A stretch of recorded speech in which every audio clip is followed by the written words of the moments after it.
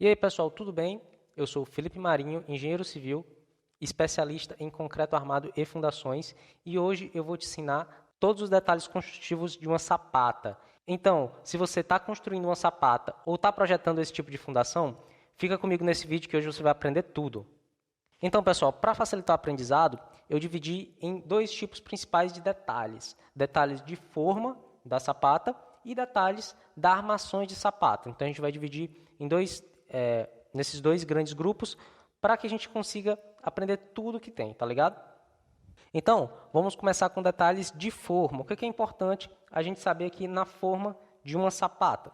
Primeira coisa, sempre que você for executar sapata, você tem que executar abaixo da sapata um lastro de concreto. Não, geralmente é não estrutural aqui, ó, fica abaixo da sapata, ok? E esse lastro de concreto tem que ter pelo menos 5 centímetros, certo? Pode até ser igual a 5 centímetros, mas pelo menos 5 centímetros.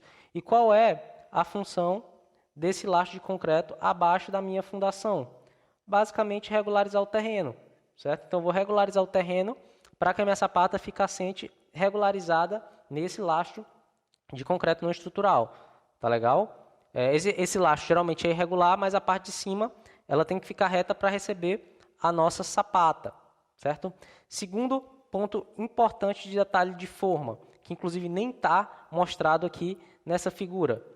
Geralmente aqui no encontro da sapata com o pilar, é aconselhado deixar um espaçozinho de 2,5 a 5 centímetros. Então, isso aqui é o que eu chamo de colarinho, certo? Você pode ter outra denominação aí na sua região, mas geralmente esse colarinho, vou chamar de C aqui, é maior ou igual a 2,5 centímetros. Já vi gente usando de 5 centímetros, mas qual é a ideia desse colarinho? Vou só terminar de desenhar para vocês entenderem. Aqui, ó, eu traria até aqui a minha sapata. Então, eu deixaria aqui uma folga de 2,5 centímetros, certo?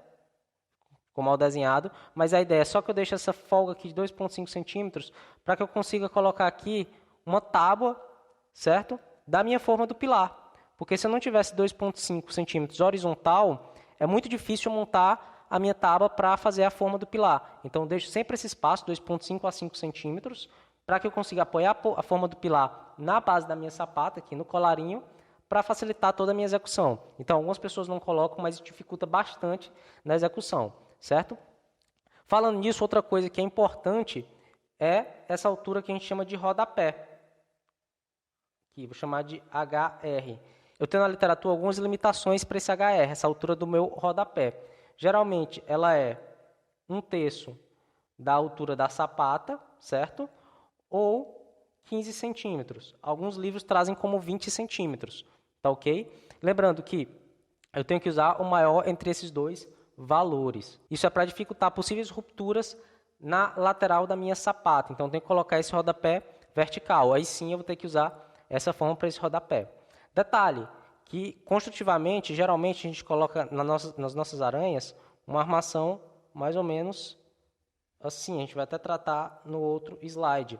Então, essa altura tem que ser suficiente para caber nossa armação aqui, a dobra da nossa armação, e sobrar um cobrimento para cima e um cobrimento para baixo, certo? Respeitando sempre os cobrimentos do elemento estrutural que você está trabalhando, que no caso é a sapata. Então, já falamos do colarinho, que é importante deixar para que a gente monte a forma do nosso pilar, do lastro de concreto para regularizar o nosso terreno e da altura de rodapé.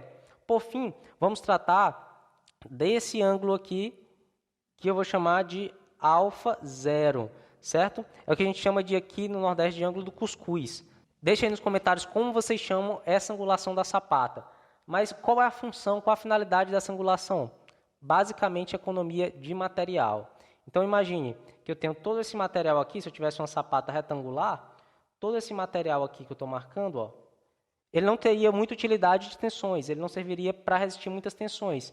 Então, o que a gente faz? A gente retira ele e faz a sapata inclinada, simplesmente para economia de material, ok? Porém, eu preciso respeitar um limite desse ângulo alfa. Por quê? Porque ele tem que ser um ângulo de atrito interno do concreto fresco.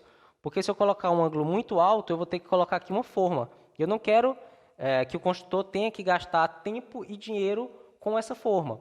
Então, aqui esse ângulo ele tem que ser menor do que o ângulo de atrito interno do concreto fresco. Alguns livros trazem como 30 graus, outros livros trazem como 25 graus, 20 graus. Isso depende muito da fluidez do seu concreto, certo? Tem concretos mais fluidos, concretos menos fluidos.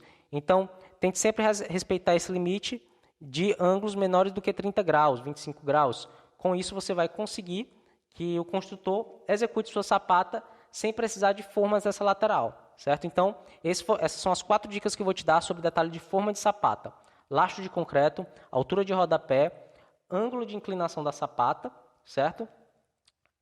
Dessa parte inclinada da sapata, e o colarinho para facilitar a execução do pilar. Em relação à armação da minha sapata, eu vou te dar 2 dicas principais para você não errar. A primeira é em relação à armadura não necessariamente da sapata, mas do arranque de pilar que tem nela. Então, o arranque de pilar a gente sabe que ele vem aqui, ó, certo? A gente tem que deixar a armadura do pilar. E aqui no fundo a gente faz uma dobrinha nessa armação, certo? Para que serve essa dobra aqui da armação? Basicamente para se apoiar na minha malha, na minha aranha aqui embaixo, certo? Então aqui embaixo eu vou ter a minha armação da fundação, da sapata, e a minha armação do pilar vou deixar com essa dobra embaixo para essa dobra já se apoiar na minha malha, na minha aranha da sapata. Isso vai facilitar muito a execução desse arranque, porque se eu não tiver essa dobra, fica difícil apoiar e eu tenho que respeitar o cobrimento. Então eu teria que colocar no fundo dessa armação de pilar algum espaçador. Então, para evitar esse gasto, essa demora, a gente faz essa dobrazinha no pilar para facilitar a execução do mesmo, certo? Então, primeira dica, faça essa dobra de pilar. Outra coisa que é comum a gente ver em obra, principalmente que não tem engenheiro responsável, a gente sabe que isso existe no Brasil, é uma dúvida em relação a como executar essa aranha da sapata, essa armação aqui de baixo da minha sapata. Porque, geralmente, é comum a gente já comprar a malha da sapata, a aranha pronta, certo? E ela vem mais ou menos assim, em uma direção com a armação aqui e na outra direção também com a armação nesse mesmo sentido. Então, é comum a gente ver, na prática, você tem sua sapata, certo? Desenha aqui uma sapata, modelo de sapata, e o pessoal apoia com os ganchos para baixo, certo? E não com os ganchos para cima. Essa é outra dica de armação. Isso é errado, pessoal. Por quê? Quando o projetista vai calcular a sua sapata, ele considera, aqui, por exemplo, uma seção, certo? Até mais para dentro, no caso, a seção que se considera aqui para dentro do pilar, a seção para calcular a nossa sapata. Mas, enfim, você considera uma seção em que eu vou ter um aço tracionado e um concreto comprimido. Eu calculei essa minha armação para esse braço de alavanca. Se eu coloco minha aranha ao contrário, digamos que minha armação já vem para cá, ó. Então, meu braço de alavanca diminui muito. Então, pode ser que essa armação que eu calculei para esse braço de alavanca não seja suficiente para resistir com essa outra alavanca. Então, sempre que vocês forem armar uma aranha, lembrem, arme a aranha com os ganchos para cima e não com o gancho para baixo, certo? Essa é a segunda dica de armação. E para quem ficou até o final, eu vou trazer um exemplo prático de projeto, certo? De uma sapata, em que simplesmente a gente vai ver tudo isso que eu já falei anteriormente. Caso você queira aprender a dimensionar as sapatas detalhado desse jeitinho que eu estou mostrando aqui para vocês, já mandar para a obra com tudo certo, vou deixar na descrição do vídeo a lista de espera para o nosso curso de fundações rasas, que além de sapata a gente vai contemplar a radia também, e que esse curso já está em produção. Então, caso você tenha interesse, já coloque seu nome na lista de espera para receber as promoções de primeira mão quando o curso for lançado, tá certo? Então, vamos para o exemplo de projeto. Aqui no exemplo de projeto de sapata, eu vou colocar, obviamente, as dimensões da minha sapata, aqui no caso uma sapata de 120 por 120.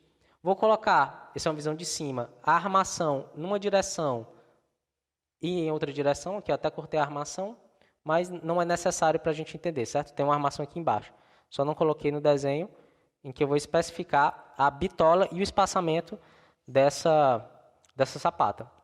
Cortei o desenho simplesmente por falta de espaço. Mas, enfim, desse lado aqui, que tem o corte todo com a armação, eu vou colocar tanto a altura aqui da minha dobra vertical, como o comprimento horizontal do ferro e o comprimento total e quantidade, ou seja, que eu tenho um ferro de 10 a cada 14 centímetros com comprimento de 141, ok? E, obviamente, ele está, ó, esse ferro aqui está demonstrado aqui embaixo, ó, N2, se você ver, é o N2 aqui.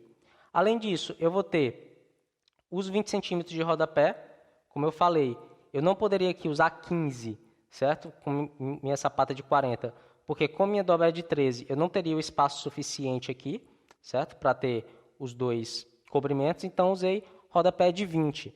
Tem os 5 centímetros indicados aqui do lastro de concreto, certo? Você prestar atenção, 5 centímetros aqui e 5 centímetros nesse outro detalhe, do lastro de concreto.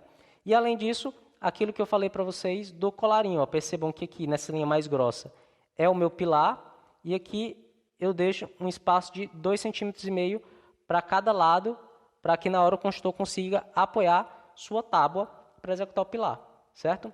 Então, pessoal, caso tenha ficado alguma dúvida, pode deixar nos comentários que eu vou sempre responder. Muito obrigado, deixe sua curtida, siga a gente aqui no YouTube e até a próxima. Abraço!